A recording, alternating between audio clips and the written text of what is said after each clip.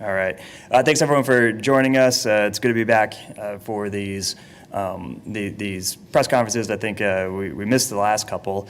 Hopefully Vice Mayor Johnson was good at covering for me. I think it was either last week or the week before where Johnson was covering for the plow trucks.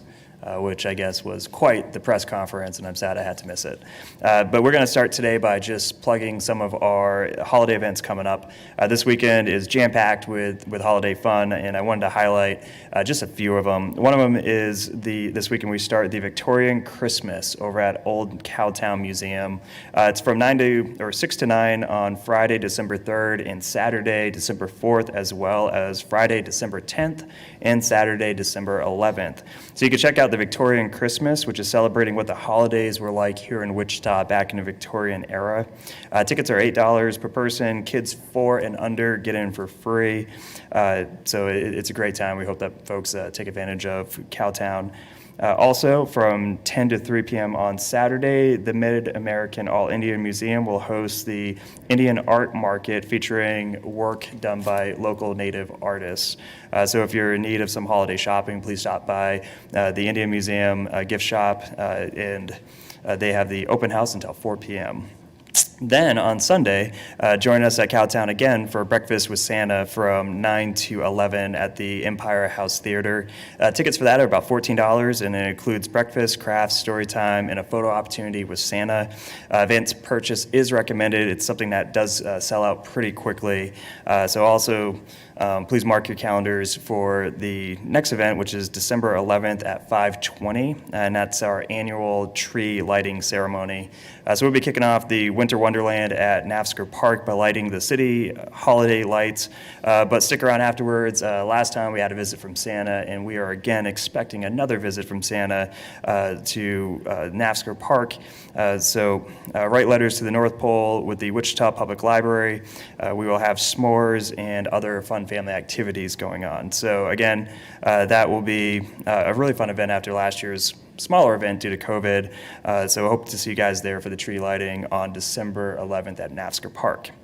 With that, we're going to talk about and get an update from Lauren with Kansas Gas, who will be talking about winterizing or opportunities to better winterize our houses as the weather gets colder. So although it might hit 75 degrees today, living in Kansas has its benefits.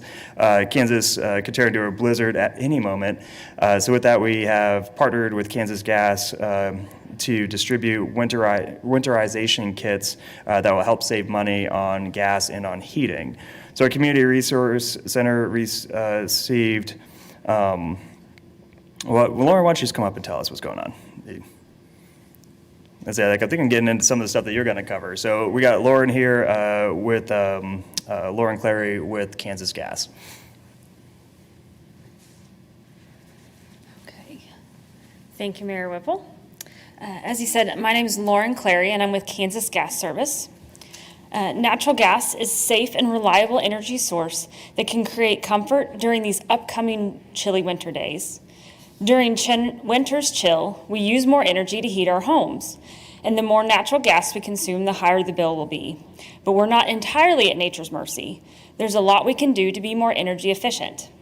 Today, we'd like to share some low-cost tips on how to reduce your energy use and control those winter energy bills. Set the temperature on your water heater to 120 degrees or the warm setting, and if your home will be vacant for 2 or more days, set it to the pilot position for additional savings. Change or clean furnace filters. A clean filter on your furnace can lower your energy consumption by 5 to 15%. Hot air rises, so reverse your ceiling fans to a clockwise rotation to push that warmth back downward. Weatherize your home with low-cost items that can be purchased at any hardware store, like foam weather seal and door sweeps. Plus, they are temporary, making it a great option for renters as well. Kansas Gas Service was pleased to partner with the City of Wichita this fall to provide weatherization kits that Wichita residents were able to pick up for free at the Atwater and Colvin Neighborhood Resource Centers. Our company was also able to provide similar opportunities throughout the state as part of our commitment to work to improve the quality of life in the communities we serve. For more information on conserving energy and programs to help manage your natural gas bill, visit kansasgasservice.com/winter. There's also an opportunity this Sunday at Exploration Place during the Energy Conservation Expo to bring the entire family to learn more about energy conservation and efficiency through hands-on activities, demonstrations, and visiting with exhibitors like Kansas Gas Service. More details on this weekend's event can be found at kansasenergyprogram.org/2020 ECE. For those who are experiencing financial hardship, there are several ways for our customers to work with Kansas Gas Service on paying their bill, including payment plans and other financial resources like Share the Warmth. Visit our website for a quick reference directory with our customers' needs in mind and to make it easy on where to find help. Or call us at 800-794-4780 to discuss specific options for your family's bill. Thank you. All right, thanks a lot, Lauren. We appreciate everything that Kansas Gas is doing and the partnership that they have had with the city, not just with this project, but with other projects in the past. With that, we're going to talk a little bit about the library. So in case you missed it, we have a couple of big announcements from the library this week. One, we were introduced a new streaming service called Canopy, which allows those with the Wichita Library card to stream movies, documentaries, and TV series. Canopy is available on many devices, including Apple TV and Roku. Customers can also access Canopy through their mobile app, which is available on iOS and Android devices, and also the Amazon Fire tablet, and through the Canopy website. And two, the library also received ARPA funds from the FCC to put 250 internet bundles into circulation, which will help bridge the digital divide in our community. So customers can call 316-261-8500 or visit catalog.wichitalibrary.org to place a hold on one of the internet bundles. And I don't think Sean's here to expand on this, but he's here for questions if there's questions afterwards. And those internet bundles, again, are Chromebooks and also hotspots. So if you are someone who doesn't have access to a high-speed internet at your house and you would like high-speed internet, you can get that by getting one of these bundles, which will allow you to have the laptop and the hotspot so you can connect. With that, next thing we're going to talk about is the Mayor's Challenge with my good friend Phil Thompson. One of the things that I've inherited as becoming the new mayor is each month having what has become more of a physical competition with Phil Thompson of 104.5 The Fox, where we do everything from bowling to rock climbing to just whatever Phil wants to do, pretty much. Axe throwing. But this time around, we are actually in a competition for bragging rights to see how much money each of us can raise for the Kansas Food Bank. So we'll post a link on our Facebook and our Twitter. I know that Phil and 104.5, The Fox, have also posted links where you can go and you can give to the food bank in the name of either Phil or myself. So it's kind of an election. You get to vote on who you're donating on behalf of.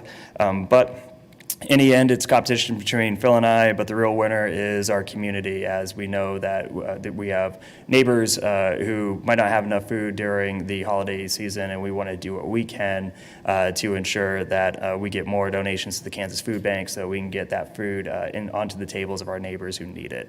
So again, please visit either the Kansas Food Bank page, or if you need the link, you can go to my social media or to Phil's social media or to the city's social media, and you'll be able to find it there. With that, we'll open up for questions really about anything. It's been a while, so whatever's on your mind. A question on the gas bills, and this might be for you or not, but last winter there was a lot of usage, and it was my understanding that we were going to be charged extra for that usage, but I haven't seen it. I don't know if that's a question for you or what's going to happen with that. My understanding was more regional, and depending on what state you're with, what region you're with, there were different policies in place. I don't think Wichita was hit as hard, and Lauren can speak to this a lot better than I can. So, Lauren, if you want to come up and... Do we need to prepare for higher rates? And I think you're referring to... You probably referred to the winter storm we had, but Yeah. go ahead. So yeah, in regards to the possible bill increases, it's still too early to quantify the impact on customers' bills. We're working with the Kansas Corporation Commission to address the impact of the extreme weather and defer any extraordinary costs incurred associated with ensuring our customers continue to receive service during that cold weather event in February. Stand by. Stand by, yeah. And the kids, can you describe what's in the kids? Do you have any to show, or? I don't have any. All of them are at the neighborhood resource centers. They had items like door sweeps, the window shrink kits that you use the blow dryer to put it on your window and cut down on the cold air that can come into your house, thus it can stay warmer because you don't have cold air coming in. Also, the weather seal was in those kits, and the outlet sealers, so you can put them right behind your facing oven plug-in outlet to keep that cold weather. And all of it is so that we can keep cold air from coming inside, thus you don't have to use as much energy to keep your home warm. And are those first come, first served, or how do people get it? Yes, they were first come, first served. We only have a limited number left at Atwater, is the only one that has a few left. They went pretty quickly. Do you want to tell her also, Kansas Gas actually gave us a second shipment because the first one was given out so quickly? Yes, so initially we gave to Colvin Neighborhood Resource Center, and then they went so quickly, we found another opportunity to also partner with Atwater to broaden that impact across our city to all of our, a good number of our customers at least, yes. Do you know how many total? We distributed just over 200 here in Wichita. But like I said, this is something that we're trying out this year, and we had a limited number available across the state. Any other questions for Lauren? Stand by, Lauren. You never know when a question comes up. But, and again, thank you for that, especially, being in older houses. I think a lot of tidying up and is important. So thanks for being not only offering these, but offering these in the neighborhoods that have primarily some of those older houses. All right, other questions? You guys got it. Come on, Larry. I'm not allowed to talk. Oh, no, I got in trouble. Okay, question. There you go. Visit Wichita released a study about Century 2, Convention Center, that kind of thing. Is there any kind of update on maybe any future plans or anything that you could share? We appreciate everyone for coming out today, and we'll, no. It's funny because Visit Wichita is, I think, is interested in starting that conversation about what we could be doing over on the East Bank. Again, a lot of that conversation got halted because of the pandemic, and frankly, when it comes to what the future of conventions look like, we're still not there. I'm not sold, and I think the majority of the council aren't sold on understanding or being able to project what the future of conventions is going to be. So my interpretation of what Visit Wichita is doing, who work with the city, but they are not an extension of the city, is that they're starting those conversations right now just to get feedback. However, I do want to highlight that anything that happens with the West Bank, with Century 2, those are public assets. That would have to come through the city council, not just through groups out there having these conversations. And the council has passed policy that if the removal or replacement or demolition of Century 2 or the old library was ever to come up, it would have to also first go to a vote of the public. So an actual public vote where the people would have the last say on any plans that would involve the removal or destruction of C2 or the old library. So, and I think that kind of gets lost in the discussion because that was a new policy we got in place last year, actually, and we had so much discussion on COVID. I'm not sure if the fact that we have secured a public vote for those two buildings moving forward is something everyone knows.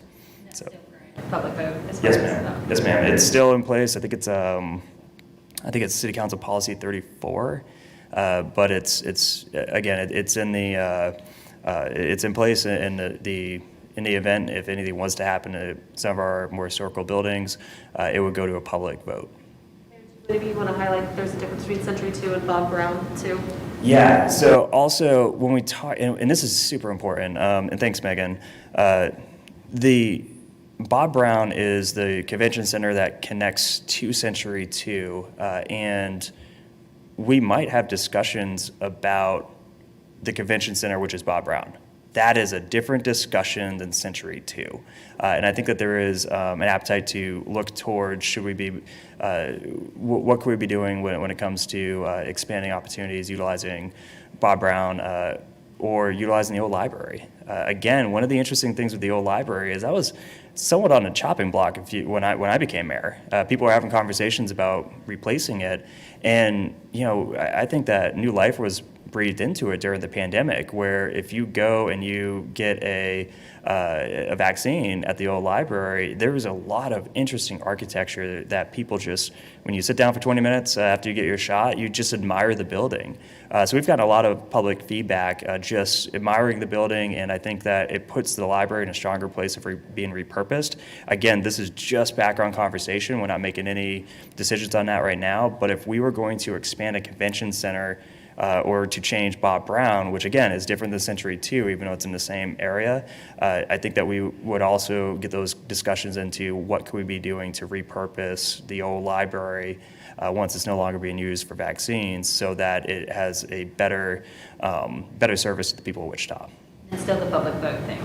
So the public vote would only be if it was to be demolitioned or removed or,